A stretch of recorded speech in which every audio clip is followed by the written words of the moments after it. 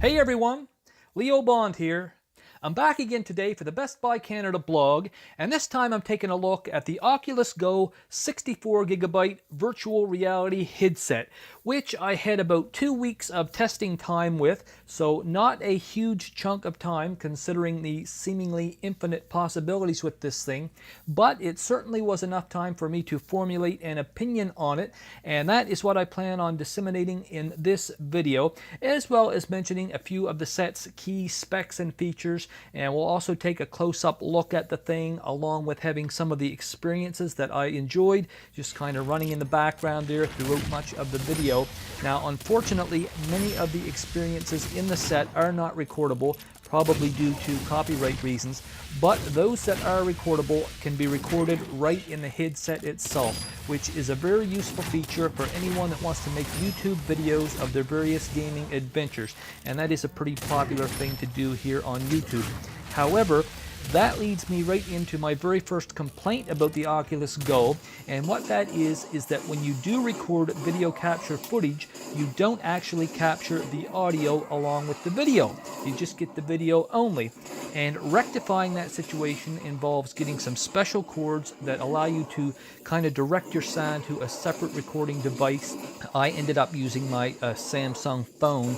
Now, it is a bit beyond the scope of this review to explain how all of that works, but I will say that there are definitely some good video tutorials on how to do that if you take a look right here on YouTube.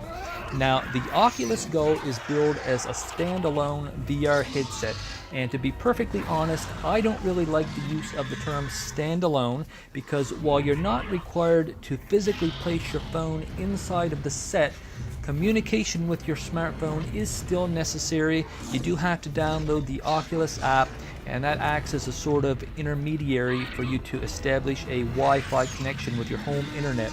And you know, it's also necessary to set up an account, and you have to basically sign in with your smartphone. So for that reason, I don't really like to call this a standalone headset. To me, a truly standalone device wouldn't even require you to own a smartphone at all.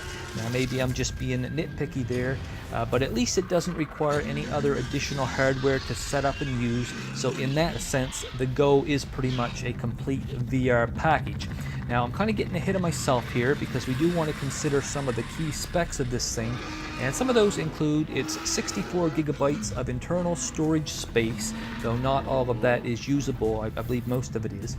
There's also a 90-degree field of view, and the HD resolution of this set is a very impressive 2560 by 1440, so very nice in that respect.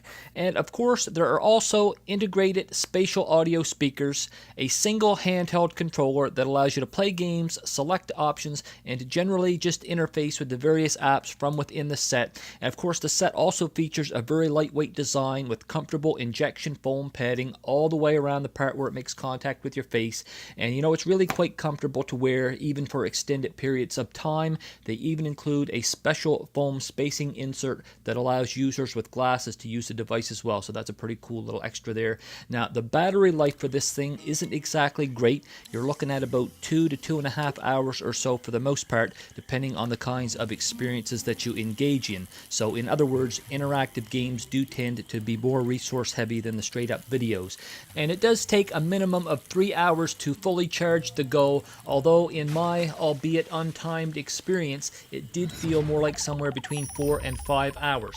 Now, there are literally hundreds of apps that you can use with the Oculus Go. They say 1,000 plus on the box, and in fact, every single time that I turned the thing on, I was presented with new options that I hadn't seen before.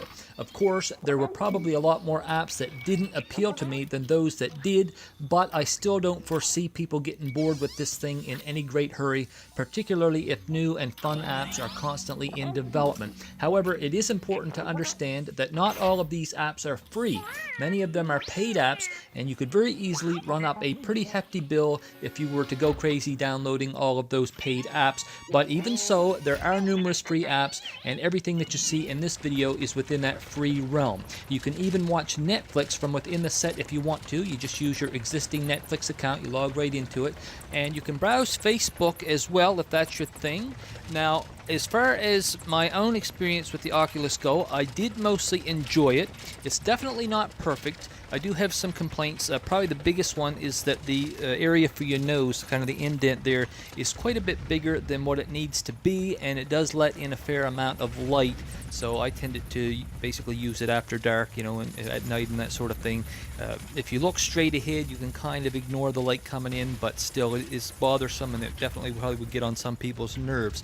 But even with the few problems here and there, I definitely enjoyed my time with the Oculus Go, and I think that most other people probably will as well.